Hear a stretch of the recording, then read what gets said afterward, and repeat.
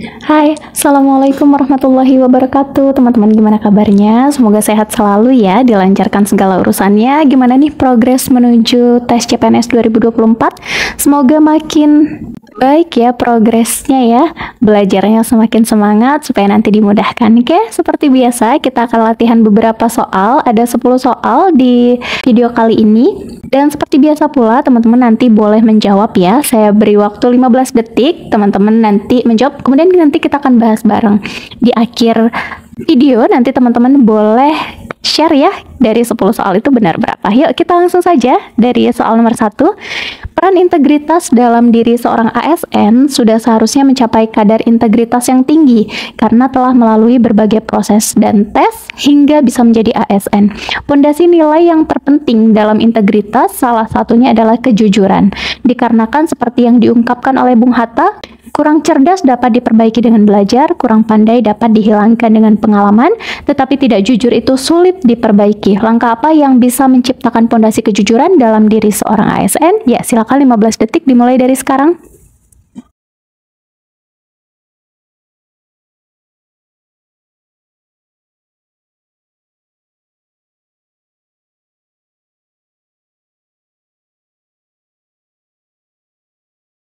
Ya, cukup 15 detik. Gimana?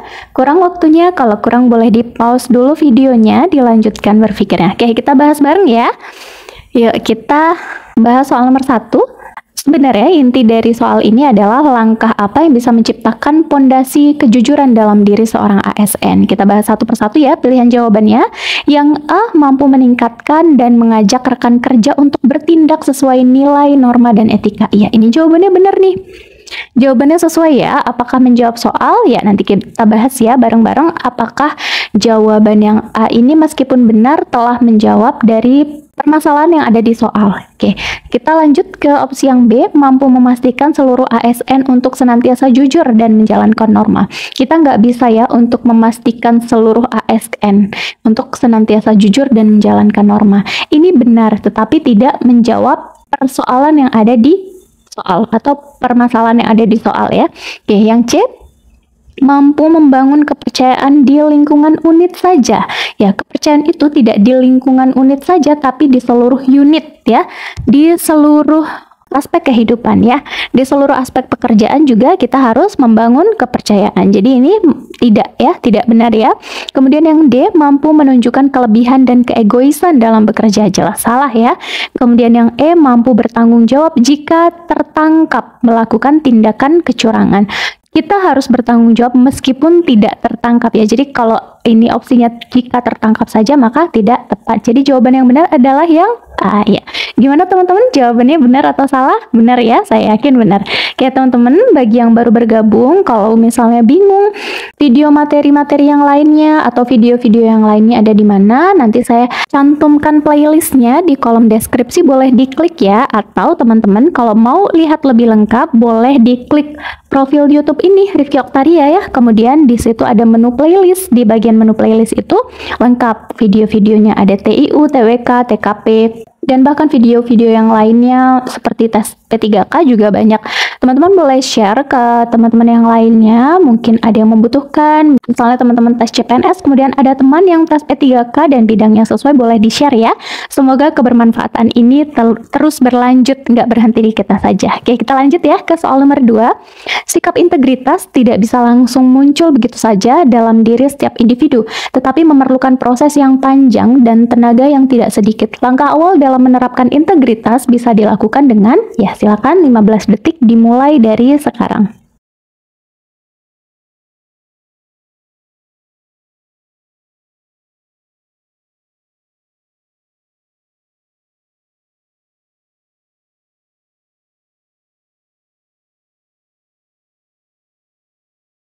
Oke, cukup 15 detik. Gimana? Agak tricky ya soalnya ya. Ya kita bahas. Katanya sikap integritas itu tidak bisa langsung muncul begitu saja dalam setiap diri individu, tapi perlu proses yang panjang dan tenaga yang tidak sedikit. Nah, langkah awalnya gimana ya supaya kita bisa menerapkan integritas? Apakah harus dengan menciptakan kedamaian? Ya, bukan, ini jawabannya sebagai langkah awal ya. Bukan menciptakan kedamaian. Kedamaian ini akan tercipta ketika integritas ini sudah mulai dijalankan. Kemudian mengedepankan persatuan ya. Mengedepankan persatuan ini juga dapat menciptakan integritas ya, tetapi bukan langkah awal ya. Kemudian meraih prestasi untuk membanggakan Indonesia, ini bukan langkah awal ya. Kemudian menunjukkan keteladanan, ini juga bukan. Jadi jawaban yang benar adalah yang melakukan analisis terhadap sifat masing-masing. Dengan melakukan analisis terhadap sifat masing-masing, ini diharapkan akan muncul integritas, yang dimana integritas itu harus berproses ya dalam setiap individu. Oke, gimana jawabannya teman-teman? Saya persilakan kepada teman-teman jika memiliki opsi jawaban yang lain atau memiliki pendapat yang lain, sangat dibuka sekali kesempatannya untuk melakukan sanggahan di kolom komentar, saling berdiskusi bersama. Tapi ingat ya, kita sama-sama mengkritik untuk membangun ya, bukan mengkritik untuk menjatuhkan. Karena bagaimana komentar kita itu menunjukkan bagaimana kualitas diri kita ya. Silakan kalau ada pendapat yang lain, kita sama-sama saling membangun satu sama lain ya. Yuk lanjut ke soal berikutnya, soal nomor 3. Lina ditugaskan untuk mengerjakan suatu pekerjaan yang menurut orang lain sangat susah diselesaikan. Pekerjaan tersebut membutuhkan ketelitian dan kehati-hatian. Dengan kesungguhan yang ada di dalam diri Lina, akhirnya Lina mampu menyelesaikan pekerjaan rumit tersebut sehingga pekerjaan itu selesai tepat waktu dan sesuai harapan. Saat ditawari lagi pekerjaan yang sama, maka sikap Lina seharusnya adalah, ya silakan 15 detik dimulai dari sekarang.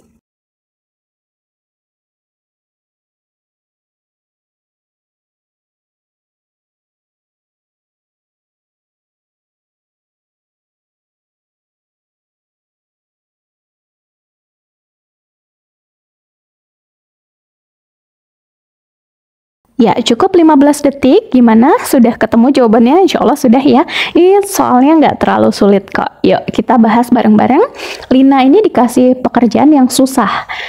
Butuh ketelitian, kehati-hatian, tapi akhirnya Lina mampu menyelesaikannya sesuai dengan harapan dan tepat waktu. Nah, kemudian saat ditawari lagi pekerjaan yang sama, Lina harusnya gimana nih? Apakah menolaknya karena pekerjaan tersebut memang sulit? Itu hak Lina, tapi ini bukan sikap yang benar yang harus diambil. Kemudian yang B, menerimanya dengan terpaksa karena Lina merasa sudah sangat lelah. Iya, ini bukan tidak menunjukkan integritas ya. Kemudian meminta bantuan orang lain untuk ikut menyelesaikan pekerjaan tersebut. Ini juga bukan jawaban yang tepat, meskipun meminta bantuan orang lain juga bukan tindakan yang salah ya. Kemudian yang D, meminta deadline yang lama melihat tingkat kesulitan dalam pengerjaan tugas. Ini juga tidak menunjukkan sikap integritas. Ingat ya, TWK itu kuncinya adalah integritas, kemudian bela negara, kemudian nasionalisme,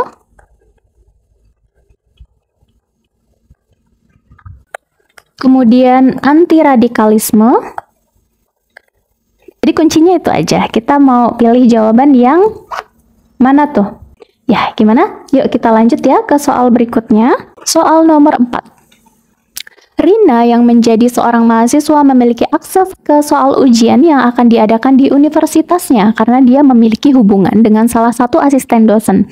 Meskipun dia sangat ingin mendapatkan nilai yang tinggi, Rina menyadari bahwa mengerjakan soal ujian yang bocor adalah tindakan yang tidak etis dan melanggar kode etik akademik universitas. Bagaimana seharusnya Rina menanggapi situasi ini? Ya, silakan ya, 15 detik dimulai dari sekarang.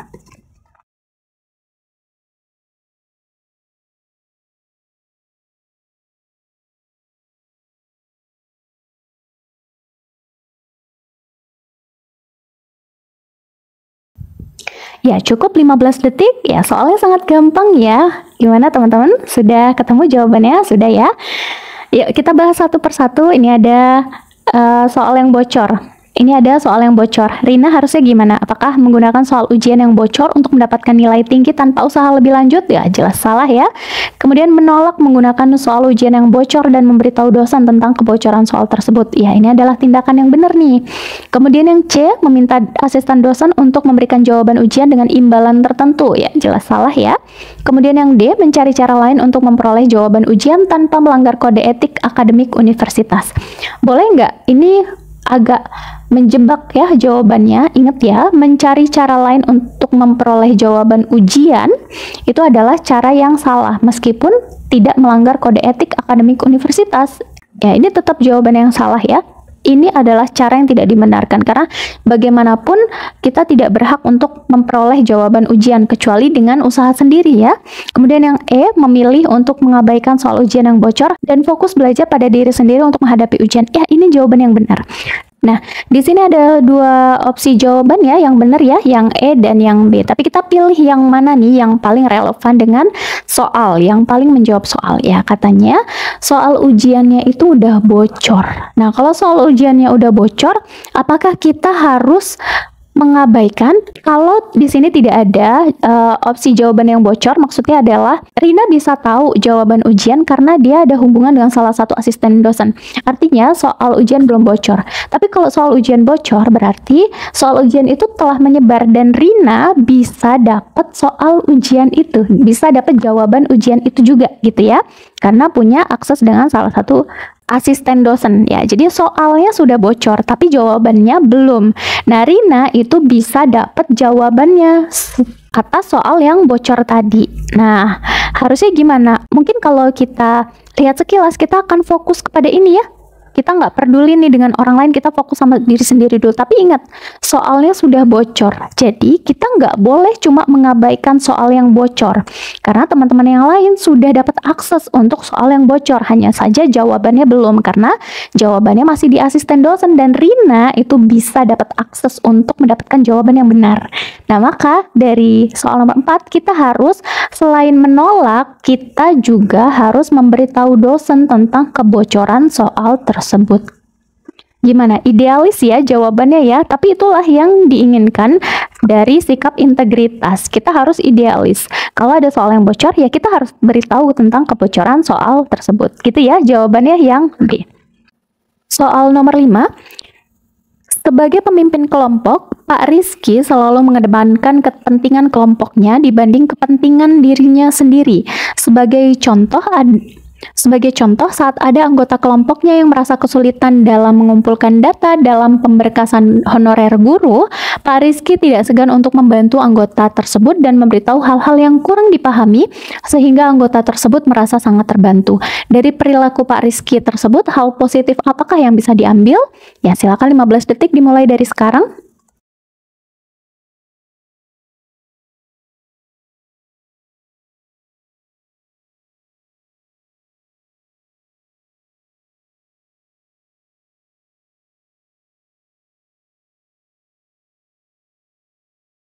Ya, cukup 15 detik, jawabannya sudah dikunci ya. Kita bahas bareng-bareng. Katanya Pak Rizky ini adalah seorang pemimpin kelompok. Beliau itu selalu mengedepankan kepentingan kelompok dibanding kepentingan dirinya sendiri. Contohnya kalau ada kesulitan, kalau ada yang merasa kesulitan, maka Pak Rizky itu nggak segan untuk membantu anggota tersebut, memberitahu hal yang kurang dipahami ya, sehingga anggota kelompok tersebut sangat terbantu. Nah, hal positif yang bisa diambil adalah, jadi yang E, pasti jawaban yang salah. Karena yang ditanya adalah hal positif, jadi nggak mungkin jawabannya adalah tidak ada hal positif yang bisa diambil. Positifnya ada ya. Kemudian yang D, tidak berlaku semena-mena, tidak ada. Pak Rizky tidak berlaku semena-mena ya. Kemudian selalu berusaha sekuat tenaga demi mendapatkan hasil yang memuaskan, tidak ada konteks hasil yang memuaskan ya di soal ini. Kemudian yang B, harus mempunyai ilmu yang luas supaya dimanapun berada selalu terpilih sebagai orang yang terdepan. Ya, ini tidak sesuai dengan konteks soal ya, tidak menjawab permasalahan yang ada di soal. Kemudian yang A, menjadi pemimpin yang bertanggung jawab, berdedikasi tinggi dan saling menolong sesama. Ya, jelas jawabannya adalah yang A. Oke, pasti benar ya teman-teman, saya yakin ya. Yuk kita lanjut ya ke soal berikutnya, soal nomor 6. Sebelum berangkat ke sekolah, Husna dan Husni membantu ibunya untuk mengantarkan pesanan tahu kepada para pembeli. Di jalan pulang, mereka menemukan sebuah uang dengan nominal 100.000 yang tergulung oleh angin. Husna dan Husni berinisiatif untuk mengembalikan uang tersebut kepada pemiliknya. Sikap yang tercermin dalam pribadi Husna dan Husni adalah, ya silakan ya, 15 detik dimulai dari sekarang.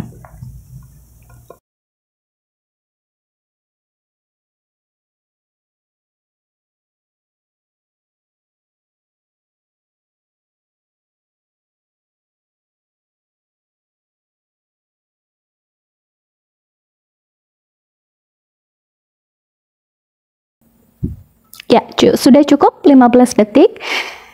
Oke. Sudah dikunci ya jawabannya, kita bahas bareng-bareng ya. Katanya Husna dan Husni ini menemukan uang nominal 100.000 yang tergulung oleh angin, kemudian mereka mengembalikan uang, mereka berinisiatif ya mengembalikan uang tersebut kepada pemiliknya. Sikap apa yang tercermin dalam Husna dan Husni? Nah, yang A, berintegritas tinggi dalam melakukan segala hal. Apakah benar? Benar ya jawabannya, tapi coba relevan nggak dengan pertanyaan soal. Kemudian yang B, lebih berhati-hati terhadap suatu kondisi. Ini benar, tapi ini tidak relevan, tidak menjawab persoalan yang ada di pertanyaan ya, atau permasalahan yang ada di soal ya. Kemudian tidak suka berbohong kepada orang lain. Ya, ini benar. Ya, ini benar. Tapi apakah menjawab dari permasalahan yang ada di soal? Kemudian yang D, lebih mengutamakan kepentingan bersama dibandingkan kepentingan pribadi. Tidak ya. Kemudian rasa nasionalisme yang tinggi dan melekat. Ini tidak menjawab soal. Nah, kemudian kita ketemu lagi nih soal yang memiliki dua opsi, yang A dan yang C. Saya yakin deh teman-teman banyak yang menjawab C, tidak suka berbohong kepada orang lain. Ya, tapi apakah ini jawaban yang benar? Ingat ya, kita lihat lagi kuncinya dalam menjawab soal TWK. Kita harus ingat kuncinya itu ada di integritas, bela negara, nasionalisme, anti radikalisme, atau ada tambahan titik. Jadi kalau seperti ini, seperti soal nomor 6, maka jawaban yang paling benar adalah yang berintegritas tinggi. Ingat lagi ya, buka lagi materi tentang integritas. Integritas itu apa sih? Nah, nanti di sini akan menemukan jawabannya. Sehingga kenapa kok jawabannya bukan tidak suka berbohong kepada orang lain. Meskipun jawaban tidak suka berbohong kepada orang lain, rasa-rasanya ini adalah jawaban yang benar. Tapi balik lagi ya, boleh dilihat lagi materi tentang integritas. Nanti akan ketemu. Ya, di mana Kak link tentang materi integritas? Nanti saya cantumkan ya di kolom deskripsi, boleh diklik saja ya. Oke, lanjut ya ke soal berikutnya, soal nomor 7. Perilaku pungli yang sudah menjadi rahasia umum di suatu perusahaan kini sudah menyebar dan menjalar kepada para pejabat di tingkat daerah maupun tingkat kabupaten.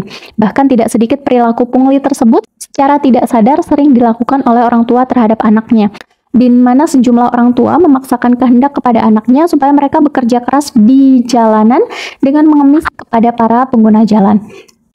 Hal ini justru akan merusak karakter generasi muda dan menjadikan lemahnya pertahanan terhadap diri.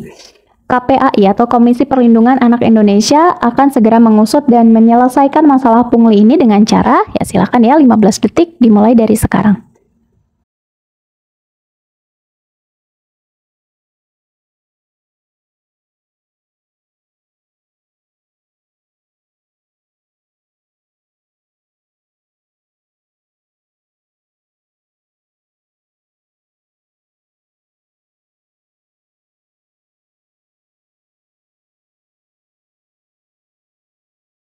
Ya, cukup 15 detik. Jadi permasalahan yang ada di soal ini adalah orang tua itu sering memaksa anaknya supaya mereka bekerja keras di jalanan dan mengemis kepada para pengguna jalan.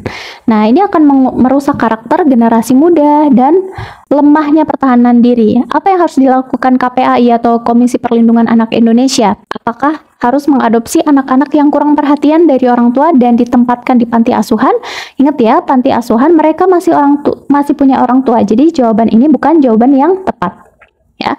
Kemudian yang B, memberikan seminar parenting supaya para orang tua melek informasi.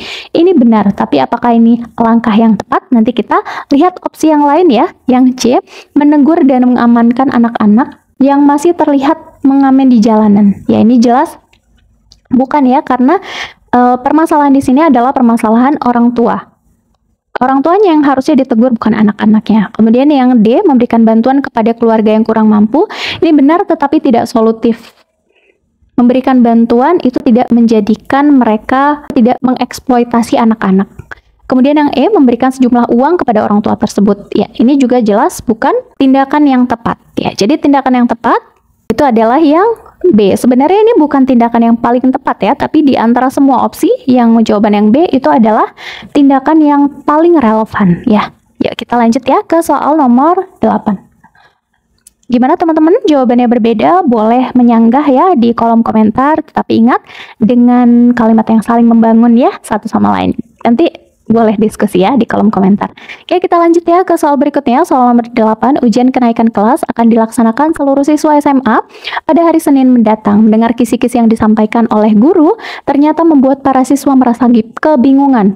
Mereka menganggap bahwa kisi-kisi soal yang akan diujikan tidak sebanding dengan yang dipelajari dari semester awal sampai semester akhir.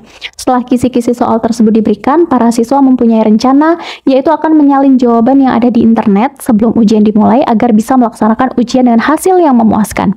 Hal ini menggambarkan perilaku. Ya, silakan 15 detik dimulai dari sekarang.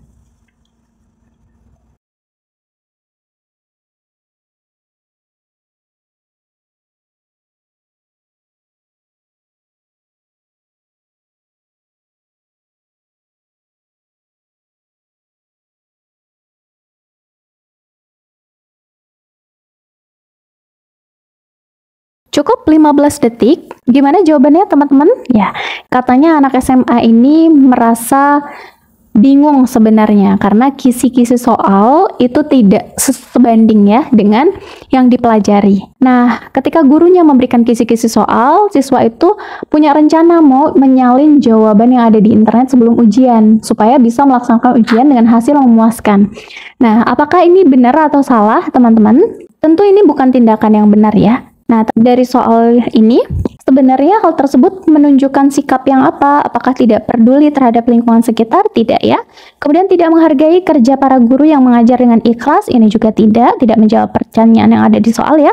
Tidak adanya rasa tanggung jawab terhadap diri sendiri. Ini juga bukan ya. Kemudian tidak adanya sikap jujur dalam menyelesaikan suatu masalah. Ya, ini benar ya. Kemudian yang E, tidak punya kemampuan berpikir yang pragmatis. Ini juga bukan. Ya, pragmatis ini adalah sifat seseorang yang yang cenderung untuk berpikir praktis, sempit dan instan gitu ya. Jadi orang yang punya sifat pragmatis ini ingin segala sesuatu yang dikerjakan itu segera tercapai tanpa mau berpikir panjang dan tanpa tahu proses yang lama, tanpa peduli proses yang lama ya. Jadi mereka maunya hidup instan aja gitu ya.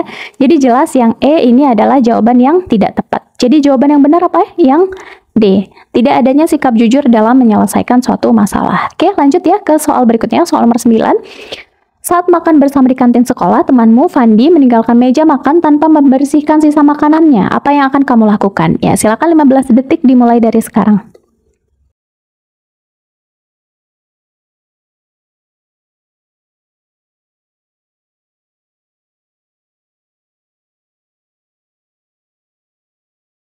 Ya, cukup 15 detik, sudah selesai. Ya, kita bahas ya.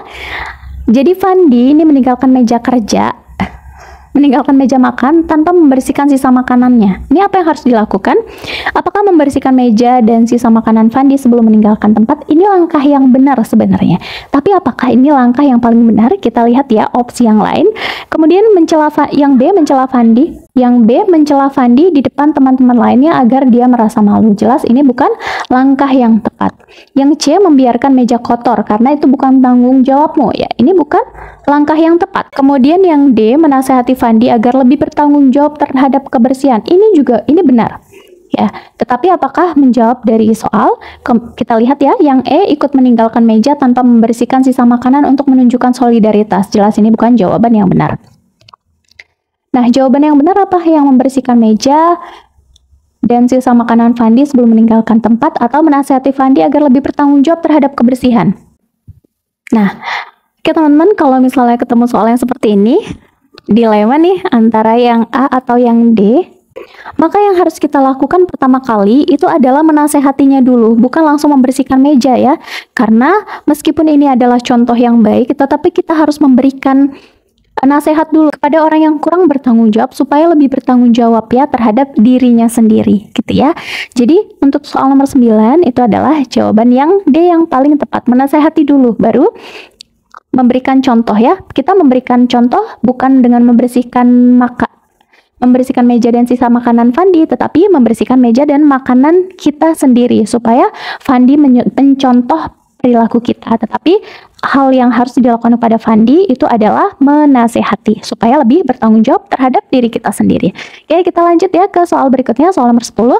Dalam rangka membentuk Dalam rangka membentuk kesatuan dalam keanekaragaman, ditetapkan pendekatan musyawarah untuk mencapai mufakat, bukan pendapat sendiri yang harus dijadikan kesepakatan bersama, tetapi common denominator. Apakah yang dimaksud dengan common denominator? Ya, silakan 15 detik dimulai dari sekarang.